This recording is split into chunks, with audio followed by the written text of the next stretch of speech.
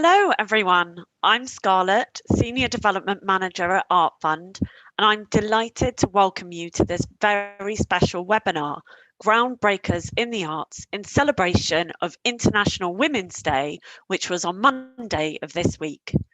Whilst we wait for everybody to join us, I just wanted to say a few words of housekeeping. For those unfamiliar with webinars, we cannot see or hear the audience, but I'm delighted to say that we're joined by about 400 guests this evening, including our art partners, as well as Art Fund members and student National Art Pass holders. Thank you so much for joining us.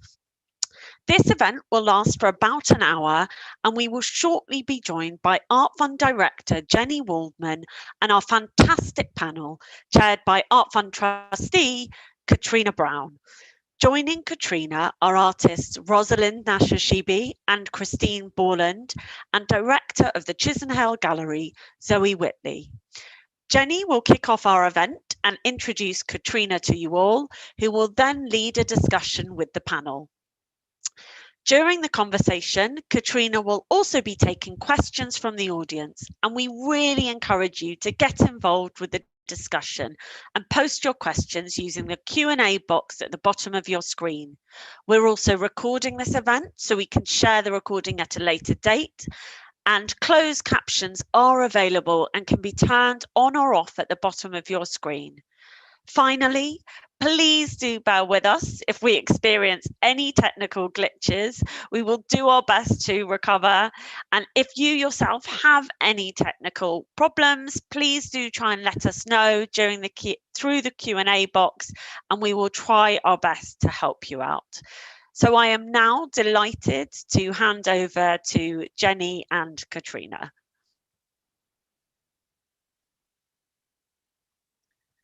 Hello, everyone. How wonderful to have you all with us, and welcome to this very special panel discussion to mark International Women's Day, which took place, as you know, on Monday. It's a global event which celebrates social, economic, cultural and political achievements of women.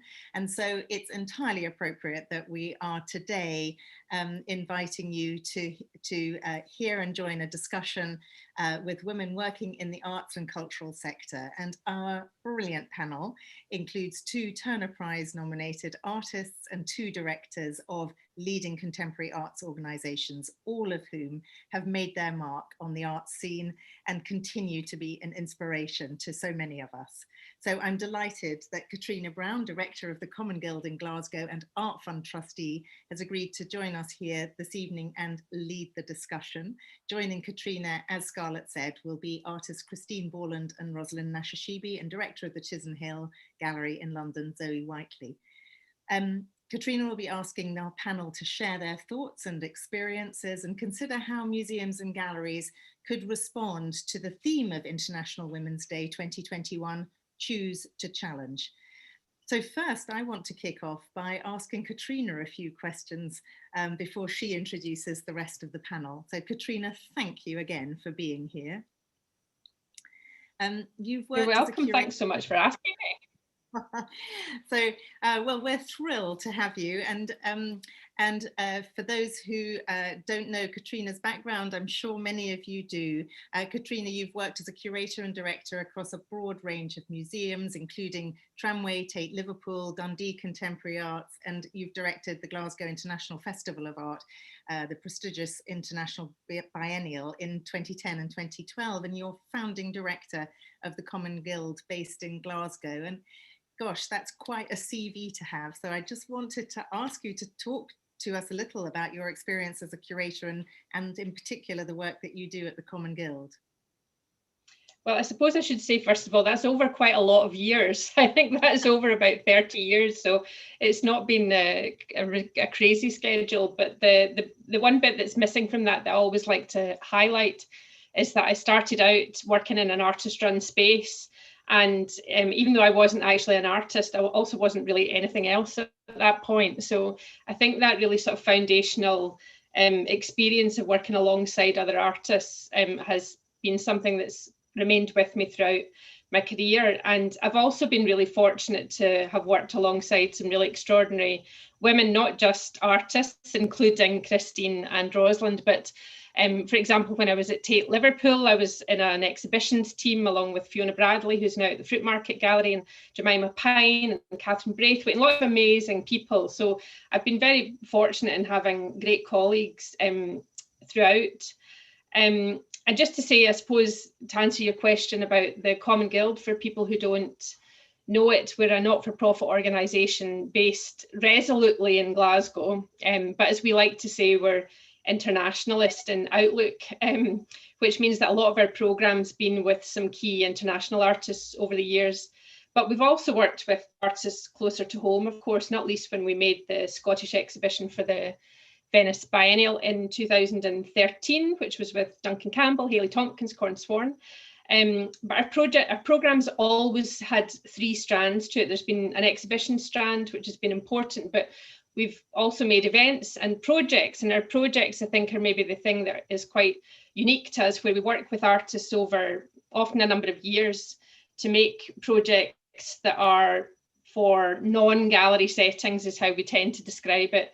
And the best examples of those have been things like, with Janice Kerbel, we made a performance work which involved a synchronized swimming routine for 24 women. So that was inevitably in a swimming pool and not an art gallery. So the project strand's been really, really important.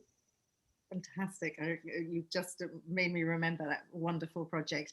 And of course, you are an Art Fund trustee, and at Art Fund, we're committed to helping museums address issues of representation in their collections in the broadest sense. So of course, in the heritage and historical collections, where work by male artists tend to dominate, but also with contemporary collecting and with new commissions. And I think we've got a few images coming up of recent acquisitions of works by women artists that Art Fund has helped help museums and galleries across the UK support. And Katrina, I just wanted to ask you about your role as a trustee and how the trustees are helping Art Fund and right at the centre of Art Fund's addressing of these issues.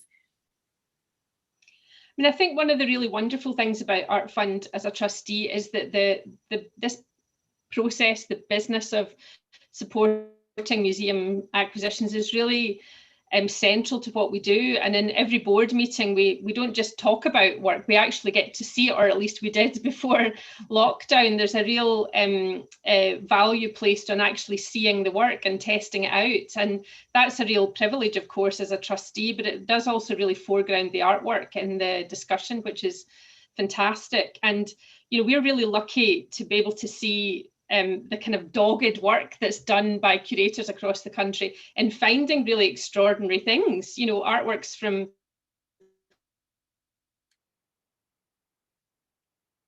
you know, it's one thing to think about maybe historical retrofitting, if you like. And as you said, Jenny, of course, so many collections are heavily weighted more towards male artists. And so there's a lot of gaps to be plugged for sure. But there's also, and we've just seen an image of Melanie Manshow's work, there's also contemporary commissioning, and of course everything in between. And just over the course of looking at these images, which I have to say is quite moving, and this is just a selection of things that have been supported over the last few years.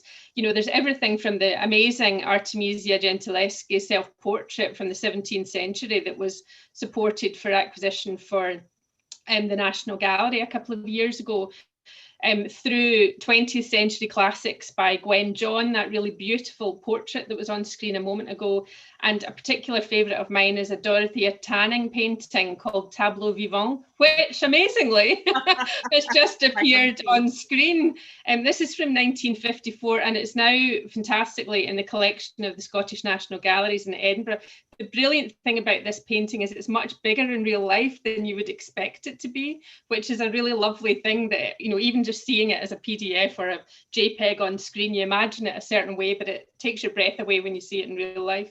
And then, of course, more contemporary works that we've been able to support, like this Rachel White read. I mean, the list is literally endless, brilliant piece by Lubaina Himid that went to Mima, a beautiful pot by Magdalena Adundo that went to Wales to the National Museum. I'm also thinking about a lovely painting by Alison Watt that's gone into the Arts Council collection.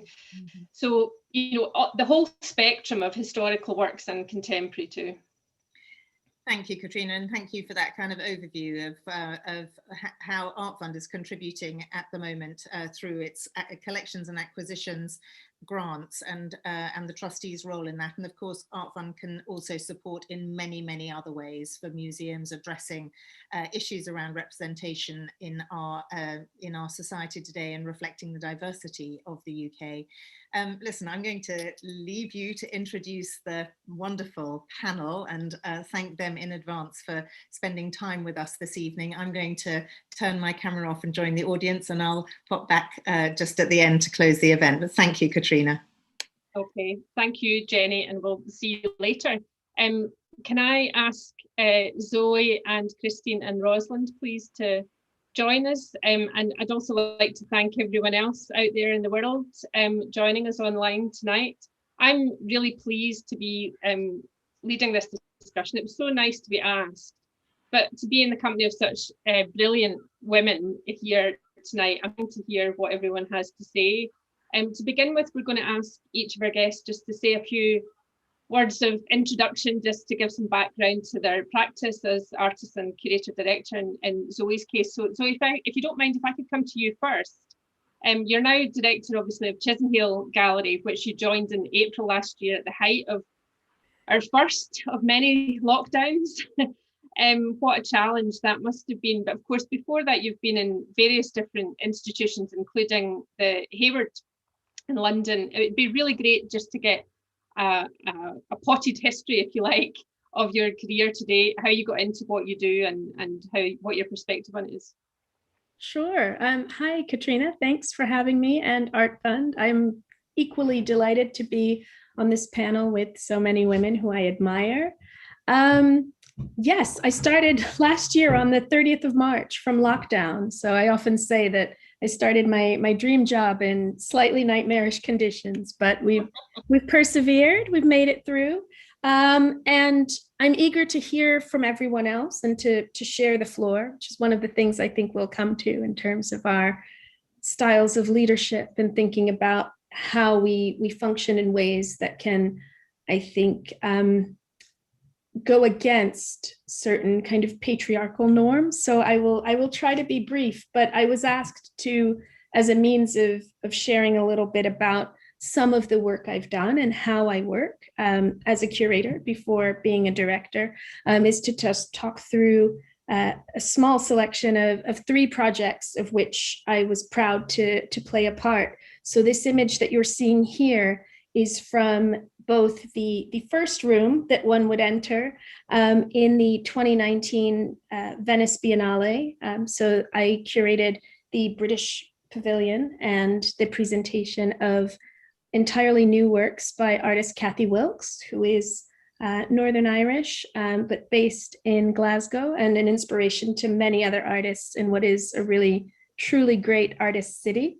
And so this is not only the first tableau that you come across, but because one entered the galleries and the enfilade and effectively moved through them and then doubled back in a kind of nautilus formation, it's also the last image that you would be left with in your mind's eye. So there are 2 paintings on the far wall, paintings which Kathy painstakingly started in her studio in Glasgow. And we're lucky in the British Pavilion to have a basement. So the paintings were finished and their colors adjusted on site. I don't think it's a surprise to anyone that the light in Glasgow is somewhat different to the Venetian light. But even in the course of experiencing the exhibition, because the lighting track was stripped out and what these works, these sculptures and paintings were bathed in natural light, even from the first encounter to the last encounter, the light would have changed and there was such a different affect. So being able to work with an artist like Kathy and just to observe her working practice so closely over an extended period of time felt like a true privilege. We can go to the next slide, please. Thank you.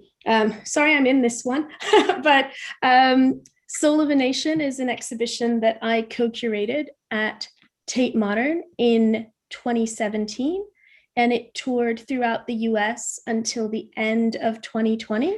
Kind of unbelievably sort of picked up speed and just kept going. And so to have been able to work with 65 artists, some of whom are no longer with us, but many of whom my colleague and co-curator Mark Godfrey and I had the chance to get to know very well over the course of a number of years and an awful lot of research. It was a very special moment to be able to share with the nation, and it's now been seen by more than 500,000 people, which is pretty extraordinary. We'd never imagined that that's the reach it would have, but I think it was a particularly special exhibition, not only because it's my own culture, but I think it became a means of opening up important conversations that all of us in institutions are having about equity in representation in our programming, being honest in addressing lacunae in the program, things that maybe hadn't been addressed in the past. And so certainly where American art was concerned, an area that Tate Modern had covered so well and comprehensively in so many ways in exhibitions that preceded ours, but doing this with a host of incredibly talented artists who hadn't previously been seen very much in this country, or if they were represented in collections, say someone like Sam Gilliam or even Frank Bowling, it was often the thing that established the otherwise absence of the work. But if we go on to the final one, I'll move on. And so now I'm at Chisenhale. This is clearly a pre-COVID opening. We are aiming to open in May, pending the reopening of the staged tiers. So we are very excited to present Yu Ji's exhibition, an artist based in Shanghai, who would have otherwise shown her work with us last April. That not having happened, we've been able to keep speaking with her, to keep developing ideas, and there will actually be a brand new sculpture in the exhibition. So it's not that something's been sitting there collecting dust waiting to open. It's also changed and evolved, and that's a truly wonderful thing to be a part of. And her work is incredibly important, and I'm excited to be able to share it with all of you when we can reopen. So I'll hand back to you, Katrina. That's fantastic, Zoe, and how tantalising to be thinking forward to seeing your programme unfold at Chisenhale. That'd be a nice treat for later in the year, we hope. If I could come on to you next, Rosalind. Of course, many people will know Rosalind's work primarily in film, but you've also, of course, worked in prints and, of course, in painting more recently. And I have an especially vivid memory of your amazing work in Documenta in 2017, where you exhibited both a really beautiful group of paintings and an extraordinary film called Vivian's Daughter. So I just wondered if you would like to give us a brief run through of Rosalind Nashashibi to date, and people who are not so familiar with your work, just give them the flavour of what it's been. Thank you, Katrina. Thanks, Jenny and the Art Fund for inviting me. Just let me know if my connection is okay. As I go on, can you hear me? Good, okay, great. Because I was worried I've just moved and got a new Wi-Fi connection. Great. Okay, so I guess most of my career I've spent making 16mm films, most of my time.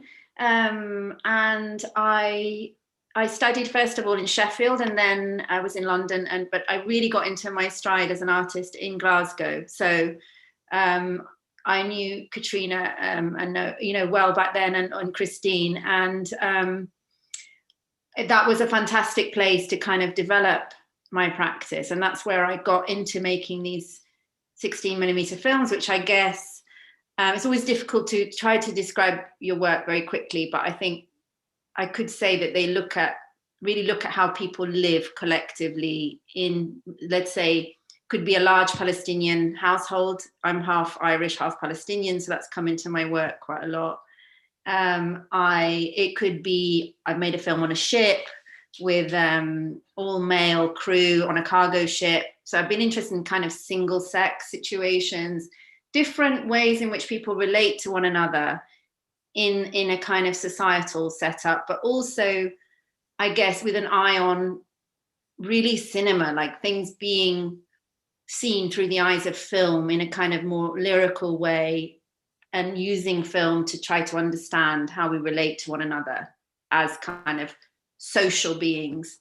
And with that, I use a lot of observational film shooting. This slide here is from an early film I made called Eyeballing, where I was kind of trying to get away from the idea of like specific individual stories and just looking at more archetypal idea of what makes us recognize something as human. So there was a lot of these kind of faces in architecture.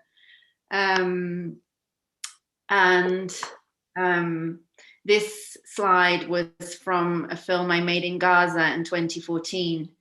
And here we are on, shooting on the beach in Gaza. So lots of things that I could say about that, but no time. And this final kind of film still is from Documenta that Katrina mentioned. It's a film I made about the artists Vivian Suter and Elizabeth Wilde, her mother. And that was an experience that really kind of opened up my practice in a new way for me, because I lived with them just for a few weeks, but over a year and a half, and kind of short visits. And I really understood kind of the beauty of how they manage their life and their work as really together, so that they're caring for one another and caring, even for me, and my being involved with them was intricately involved in how they would spend their time making art. And that helped me as an artist and as a mother, as a woman, to try to integrate my work and my life more. And now I do sometimes, when I'm making films, I do involve my kids, because I try to be creative about the problem of prioritizing rather than leaving it as a problem. And then just briefly, I guess in the last 6 or 7 years, I really got back into painting, which is where I started as an artist. And I paint all the time now, as well as maybe making one film a year. I'm painting every day, and that has opened me up to a kind of speed in how I'm developing as an artist and how I'm learning. And I'm just now finishing, sadly, an amazing residency that I did at the National Gallery, where I do have works on display, but they're in the dark, of course, at the moment. But this is one of the paintings that I made kind of in response to my time in the National Gallery, which is currently hanging there in 17th century Spanish room with next to some Zurbarán paintings, which is just an amazing thing that I can't quite believe, and a big privilege. So now I'm back living in London, which is where I was born, and present day. And that, I think I did see online a really beautiful installation shot of your painting in the gallery, in the National Gallery, and it's another one of these incredibly tantalising prospects. I had 2 trips to London to see it cancelled with various lockdowns, so hopefully one day. It's if we can coming again in. Great, fantastic. Thanks so much, Rosalind.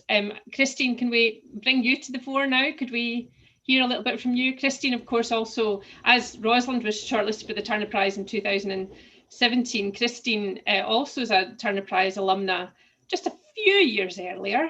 I think it was 1997, Christine.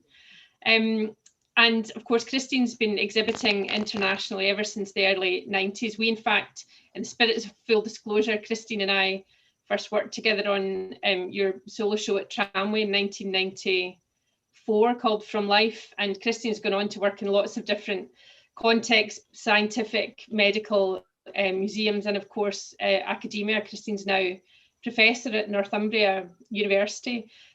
So Christine, can I hand over to you to give us a bit of a background to your work to date? Sure. Thanks, Katrina, and thanks Zoe and Rosalind and the Art Fund and Jenny for the invite. It's great to be here. Yes, lovely to start with From Life, Katrina. As you said, in 1994, that was my first one-person exhibition, and we developed that together with you as a curator at Tramway. I guess I must have been in my late 20s then, but it does feel like a really important show. My first kind of show as a grown-up artist, I guess. I always feel like before that, I still felt as if I was transitioning from being a young student artist. But I'm proud of many, many things about that show, but the real kind of fundamentals were that it identified or consolidated for me a method of making work that I still very much sort of draw on for every new project that I'm asked to be involved in or initiate myself. I think you said that the starting point up for the project was the purchase of a female skeleton from an osteological supplier's list of bones that would be supplied to medical schools, anatomical facilities. So I think we spent maybe a quarter of the budget for the exhibition in buying that skeleton. And what happened after that was that I was entirely led by a process from that point on of asking questions to myself and to various individuals with experts, I suppose, within different kind of related institutions. And that is something that I love to still do, to start with a process, even though there might be an enormous space to fill like Tramway was, to trust in the process to get me to that point of the exhibition itself. So as I say, the starting point was negotiating, finding first of all, and then negotiating with experts within institutions of medicine, forensic experts, to ask questions about this specimen. This is a detail on screen now from the exhibition. But also not just asking questions to be answered, but also I suppose what happened during the process was that I realised I was allowing these people also to ask and answer questions in a way that you know, their work, their day-to-day work and jobs within the institutions that they were in didn't allow them to do that. So that was a kind of very important sort of trust building sort of realisation for me that it was a two-way process, and it was important that I was really sort of implicit in this process. It wasn't a hands-off critique. I was going through this sort of step-by-step process. And this slide is one of the images that was actually in the exhibition at Tramway. What I decided to do, because it was the nature of the process, was to really open up all the processes to make them all visible, all the stages of the processes that I went through, make them visible to a Tramway audience. So that was built into the work itself, but it also meant asking people who helped me during the processes to come and be part of an exhibition of talks and demonstrations, I'm sure you remember well, at the gallery, and a reciprocal sort of experience where I think it was every week we ran a minibus where members of the public were invited to come with me to the institutions of the people that I had been working with in order to ask questions and see and speak to these people in their environment. So it generated a great deal of space for everybody to, you know, to try to feel comfortable asking questions and having a really sort of open dialogue about some, you know, sort of very difficult aspects of this legacy, of the identity of this this unknown skeleton. so I suppose after that point, the exhibitions and projects that I took part in over the next 10 years or so, most of them started with me knocking on the doors of an institution as the starting point of making the work. This is that was the Munster Sculpture Project. So that started by me going to the Anatomical Institute in Munster and looking at the specimens that were on display there as the starting point of the exhibition. There was a case of unidentified study specimens of different kind of heads, obviously from different sort of ethnic groups that were unlabelled, and their identity had been lost in the process of the bombing of Munster during World War II. Also, that extended to the Hunterian Museum in London when I was doing the Turner Prize, to genetics laboratories, to museums and archives of all different kinds, really to seek out histories and practices that have been hidden, lost or buried. Usually they relate to disenfranchised or marginalised people, naturally, whose histories don't come to the fore necessarily. To go back to your question of why the exhibition was pivotal, I guess it was because it set me on my road to being an artist, and it showed me a way to do it that felt like my way. It was at a pace which is obviously sometimes very frustratingly slow for curators, because it's about, always involves the unfolding of a journey.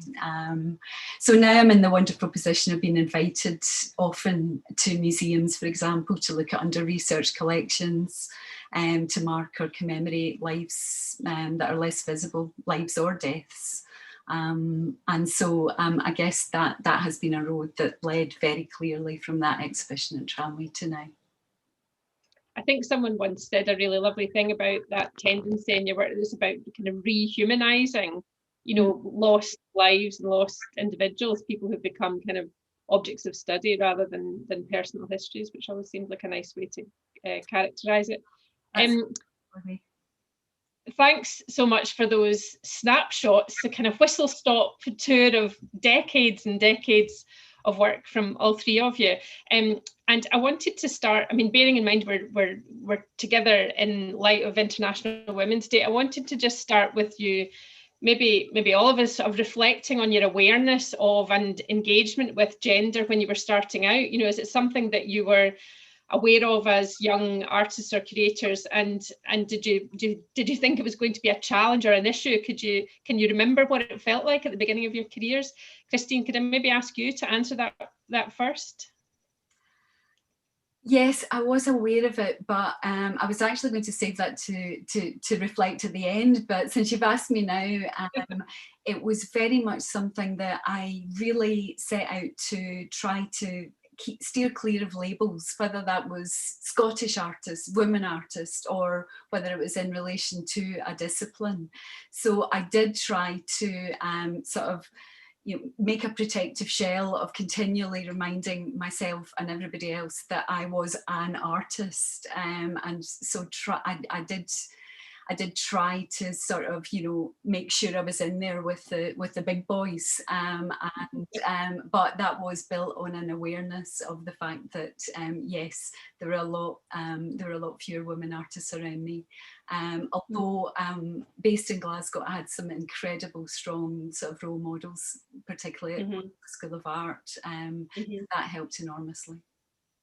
And I was also thinking, of course, about the nascent Glasgow Women's Library, which was coming in about the time that you were starting out, which must have been that was certainly that was very visible.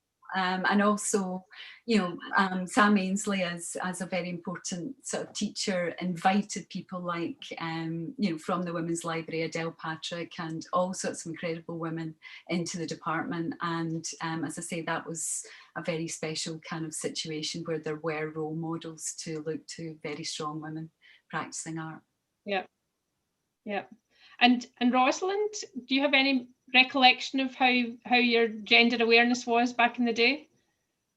Yeah, it was very strong since I was a very little girl, I think. I had parents from very different cultural backgrounds. So it was always an issue for me. And in terms of being an artist in the early days, or in Scotland, let's say, when I was in Glasgow, I do remember from then, and it still goes on in my mind as an issue, it's about how do you prioritize your work. I didn't have, kids then or anything, but it was to do with how I felt about success, I think, and whether I would be able to be an artist and be a successful artist. And I remember a really important conversation I had with Lucy Scare, who is a very good friend and collaborator and important artist. And we were walking together, and I said to her, if it doesn't work out, I'll quit and do something else, which was the way I was rationalizing to myself this kind of lack of prioritizing myself and my work, which I think is gendered. And she'd said to me, that you're just kidding yourself. You're not going to give up. It's obvious that you're not going to give up. And so just having another woman say that to me who, that kind of belief. So I think that was really important for me. Yeah, fantastic. And still remind myself. Yeah. And Zoe? Just to pick up where Rosalind left off, even with this role that I have now, there are actually 6 women who encouraged me to apply for it. So I think to pick up on my own gendered thinking, I know that in that way that they speak about conventionally, how it can be that those of us who identify as women are more likely to only apply for a job if we feel we meet all of the essential and all of the desirable qualifications, rather than, putting ourselves forward or having a go. And I don't mean to generalize, but, it's one of those things.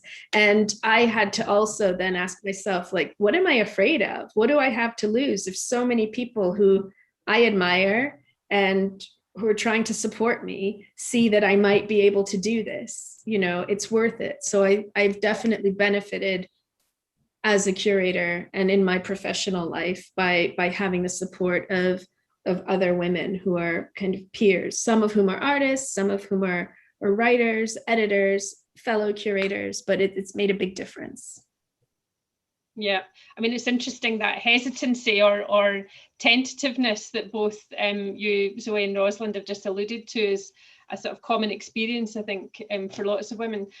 And this idea of choosing to challenge, I've been sort of wrestling with that a little bit, because to be honest, I think so many of the biggest challenges that we all face tend not to be ones that you can foresee or that you maybe chose. You didn't maybe know it was going to be a challenge at the point that you set out on that particular venture. And I mean, you both, Christine and Rosalind, have alluded to many different contexts that you've worked in. And I wondered if there was anything that we could speak about a little bit about those non-art contexts that you've gone into. I mean, Rosalind, you did a bit of a snapshot there of filming in Gaza, and you filmed in a cruising area in a public park and lots of private homes and, various different contexts. And I wondered if you had encountered any particular challenges around that.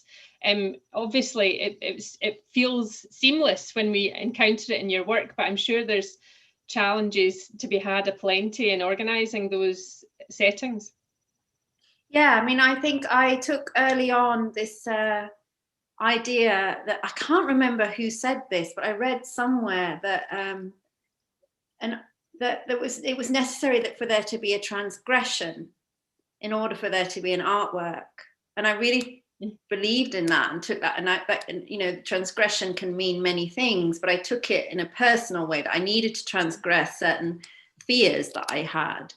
So I didn't try to do something shocking or difficult, but if I wanted to do something that made me sort of feel nervous, I really followed that. So, shooting in the cruising ground was very difficult, and I was challenged, but also shooting the NYPD in New York shortly after 9/11 was very challenging. And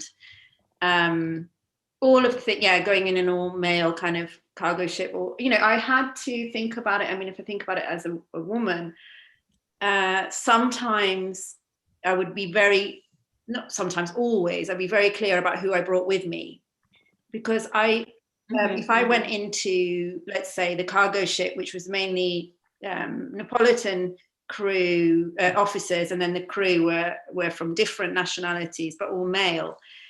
With a male cinematographer, for example, I didn't think I would necessarily be treated as the boss, and I needed to be the boss, you know, because I was directing. So I would be careful about those things. But I think taking other people's, I mean, I suppose in the sense of like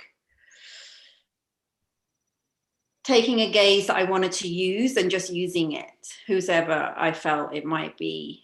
Yeah. So I think the transgression, and then finally just the idea of, it'd been several years I'd wanted to sort of get into painting again, but I'd felt like, oh, well, painters, you know, it's another conversation. You have to get your stripes, you know, you have to be kind of legitimate. And I think that was like, wait a minute, this is another one of those moments of sort of trying to transgress some sort of personal boundary. So yeah, kind of making that shift was also important. Fantastic.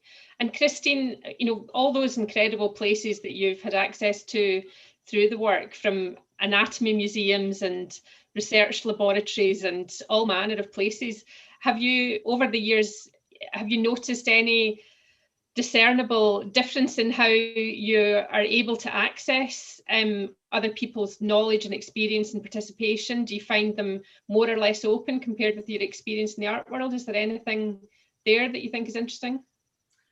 Well, I really, first of all, to go back to Rosalind, those feelings that Rosalind described of almost waiting until you had these kind of deep anxieties and, you know, uncertainties to know that you were on the right track and the right path, and to, you know, to gather yourself to go forward and, you know, ask these difficult sort of questions, and keep on sort of putting yourself in situations when really, you know, you instinctively, you're kind of screaming, oh, run away, but you know, you don't do that. And there's a feeling that it can only be a good work really if you're moving forward with those feelings. So I suppose now, in terms of, you know, that, you know, of course, you know, you grow in experience and confidence, but that fear is still always there, kind of deep inside.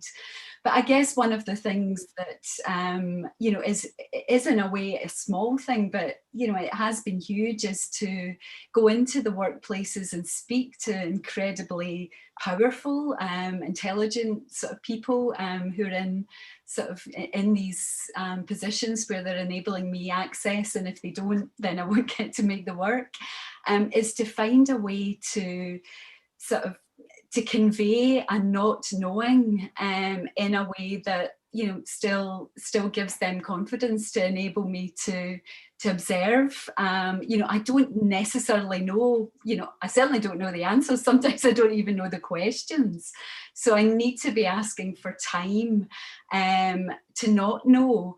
And sometimes, of course, you know, that is daunting to open oneself and to, you know, to show that vulnerability, that you don't have the answers, you don't even have the questions sometimes, but you're trying to create a space to generate that. Yeah, absolutely. Very wise. And Zoe, I wondered if we could speak a little bit about the role of the curator and, of course, now director. That you mentioned earlier on, the conversations that we're all having about equity, and of course, there's such a strong sense of the responsibility, representation across the spectrum. That's not just about our programs, it's not just about artists who we work with, it's also our role as workplaces. You know, Christine just alluded to going into these workplaces, but of course, as a director of an institution, you're running a workplace for people, and I just wondered if you can put those responsibilities. And I'm very conscious, of course, of Chisholm Hale's incredible role over the years in supporting artists at really critical moments in their career. And I realised completely coincidentally that that's true of both Rosalind and Christine. You both did shows at Chisholm Hale quite early on in your careers, which that wasn't a strategy behind bringing everyone together, but just a nice coincidence, I suppose. I was going to mention it at some point. I was trying to figure out how to say that it was really wonderful to be able to share this platform with two people who've also been so instrumental in the institutional history as well. I've been thinking a lot about this, of course, because of the current circumstances. But even when you put that first question to Rosalind, thinking about gender within the context of the workplace. When I started off in my career, I didn't have Kimberly Crenshaw's word for it, intersectionality, but I was certainly very much aware of my Americanness in a British context, my Blackness in a white context. And so gender is a part of my identity, but isn't my whole identity. But I think that gender, or really thinking about the notion of patriarchy and patriarchal structures that can be upheld by women as well as men, or regardless of one's gender identification, is something to be thought about. And so for me, it's really become a question of leading in a manner that I hope among the team is designed to share power rather than consolidate it, and to really think about what that means, that historically leadership has been about correction, or in its worst way, bullying or coercion, or even some of the stories we hear taking place in, governmental workplaces in my country, not naming any names, but, I think that there is a sense of really using this moment to think about what alternatives are possible.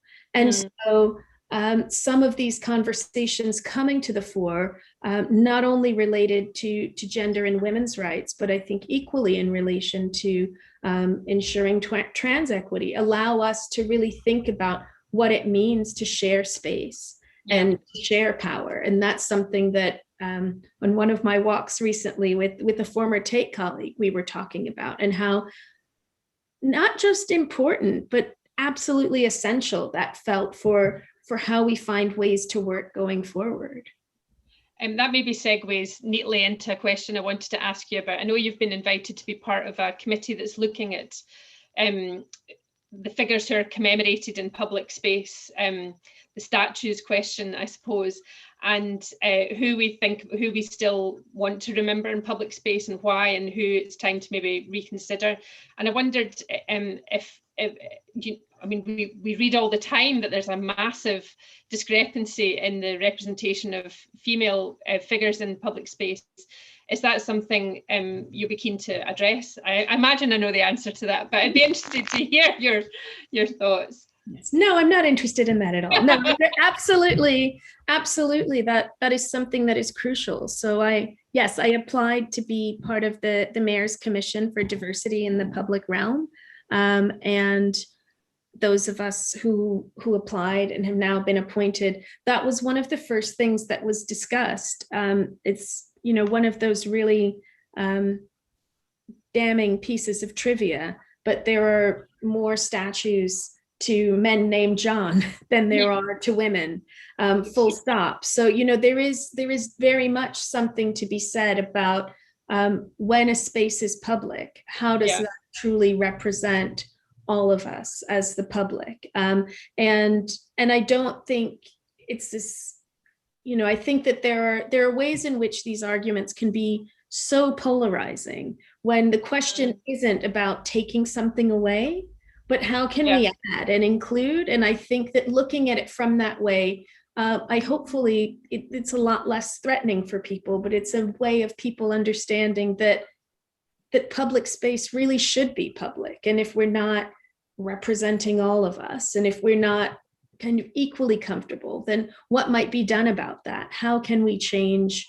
those kind of scenarios? What questions can be asked and answered around that? And I think that's really important. I feel like that's important for our children. I have a daughter, but it's equally important for those of us who have sons, because it shapes the future. It shapes culture. The kinds of work that Christine and Rosalind are making, that forms part of a history that then becomes something upon which other people can build. And that's really vitally important.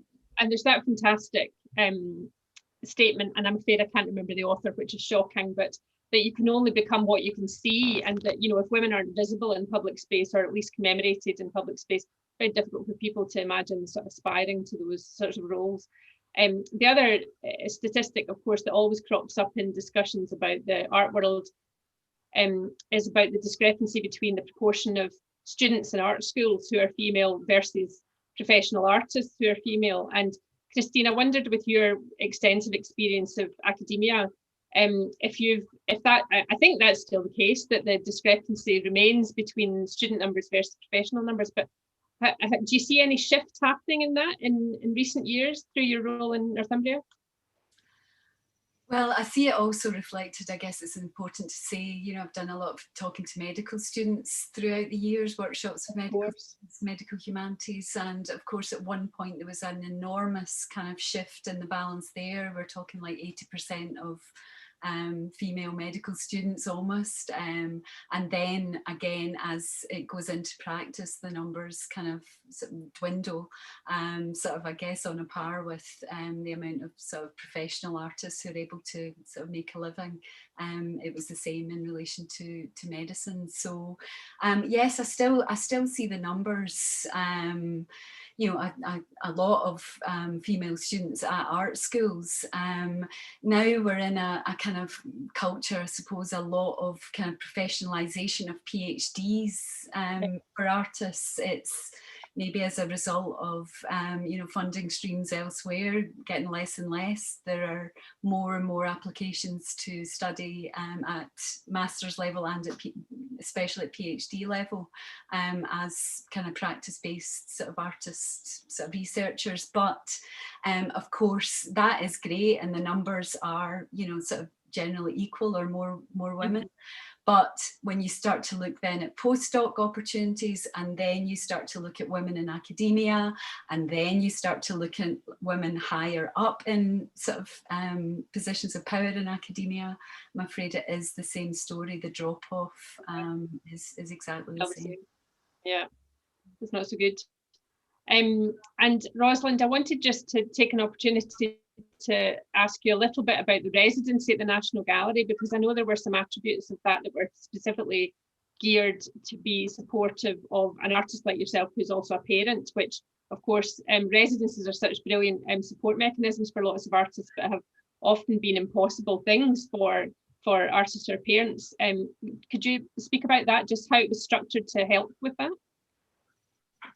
Yeah, that was great. To go back a bit in history, I'd done a lot of the kind of big steps that I made in my work, you know, as you know, in my thinking as an artist and in my work, were made on residencies.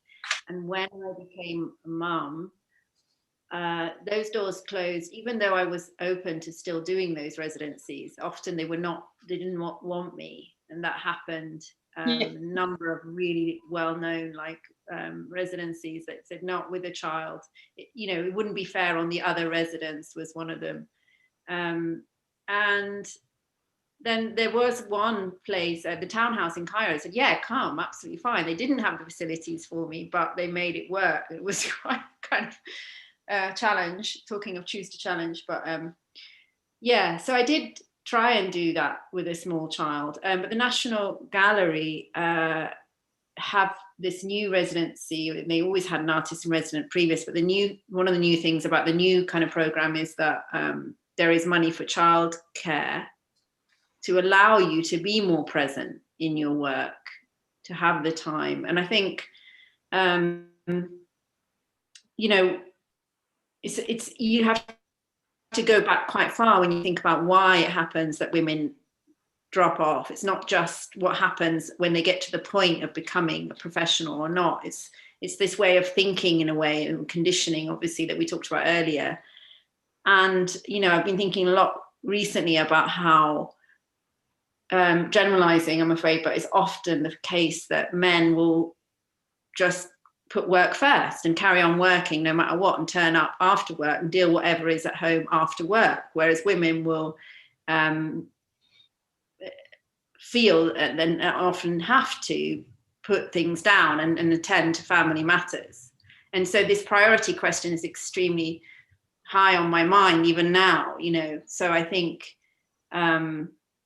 it's important that institutions kind of try to think about that creatively, and that we all try to think about that creatively rather than just like as an obstacle. And I mean, it was great to see that development with the National Gallery. I fear we could spend a whole hour speaking about parenthood in the arts and motherhood, how we navigate and negotiate those.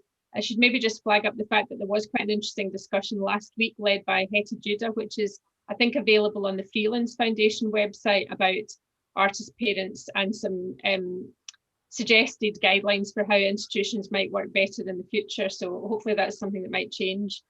I wanted to ask you each, very conscious of our time, but I wanted to ask you each if you had one brilliant idea about how museums and galleries might better work towards equality and representation in the arts, what they can do to support women artists and curators. Zoe, can I come to you first on that one, please? Sure. I'm afraid I'm going to repeat myself, though. I think the answer really lies in looking to share power and give opportunities to other people, to one's colleagues, rather than to consolidate it. Yeah, very good. On that note, Christine, we'll share it with you. Christine, do you have any bright ideas about what museums and galleries could better do to support women?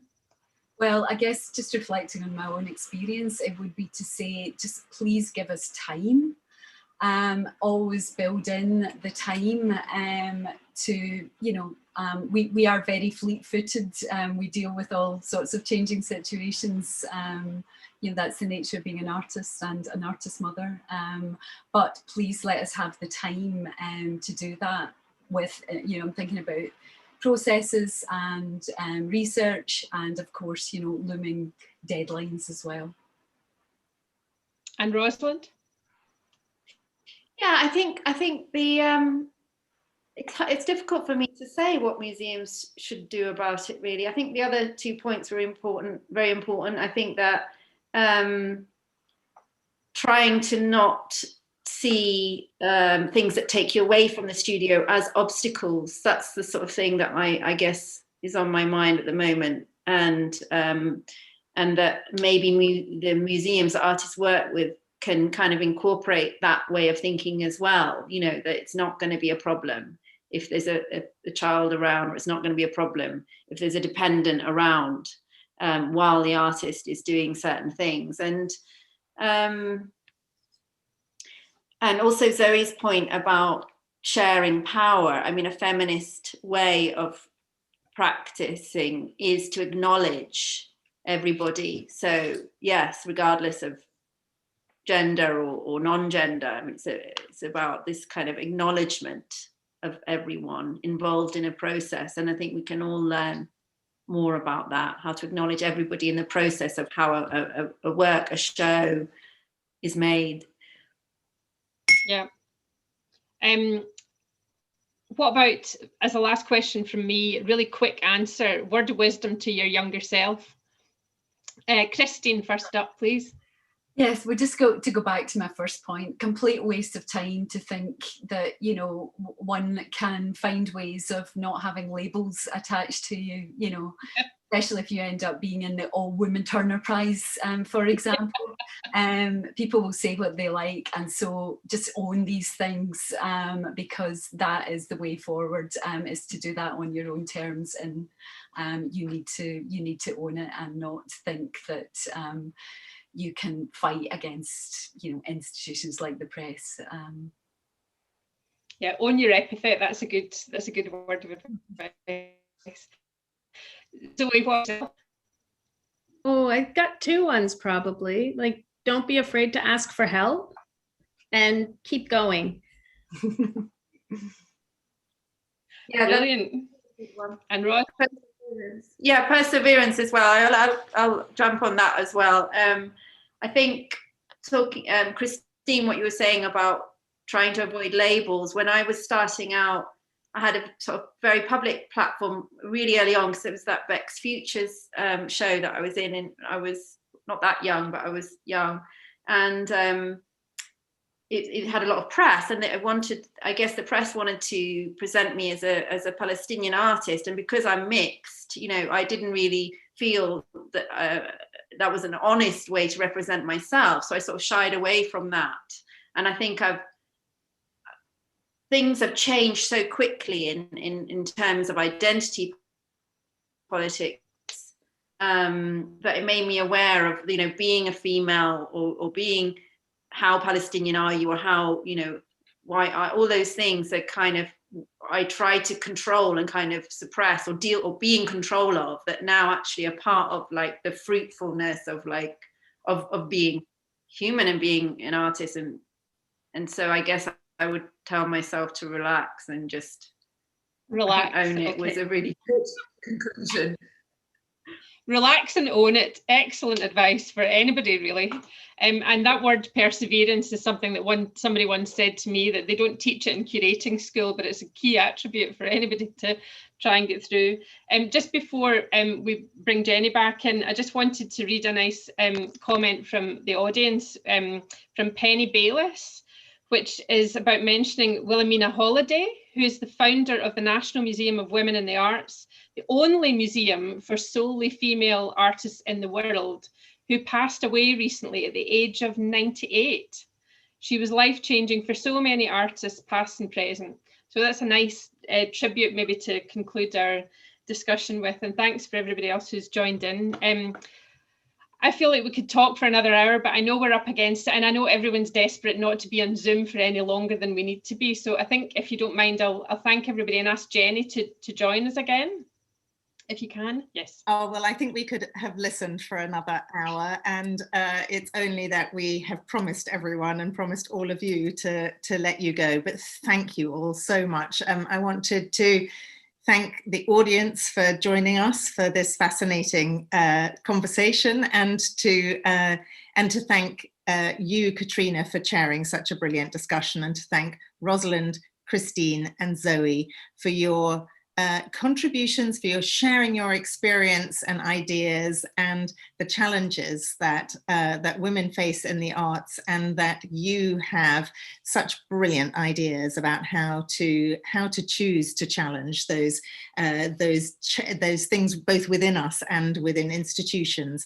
And I think the things that I've taken away from here, you talked about using this moment to think about what's possible, and you talked about tenacity and perseverance, but you also talked about sharing and acknowledging. And I just thought that was such a beautiful balance between all of you, and such a generous spirit that you all showed. So thank you for that.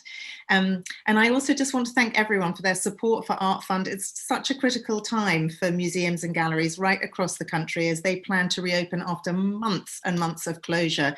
And we're all looking forward to seeing Rosalind and Christine's work, to seeing Zoe and Katrina's galleries and organizations just bring us, to remind us why art is so important to our souls and our communities and to sharing. But you may have noticed, many of you will have noticed, that we have been raising money through Together for Museums. We hit £1 million recently through 4,500 people contributing. And the great news is it's not too late. So please do have a quick check of the artfund.org website. There are incredible rewards courtesy of artists such as Lubena Himid, mentioned earlier, Melanie Mancho, mentioned earlier, and Cornelia Parker. Every penny counts. It will go straight to museums and galleries in these difficult times. So please do join us with Together for Museums. But first of all, let me thank the panelists, Rosalind, Zoe, Christine, and our chair, Katrina. Thank you all very much, and thank everyone for joining us. Goodbye, and hope to see you again very soon.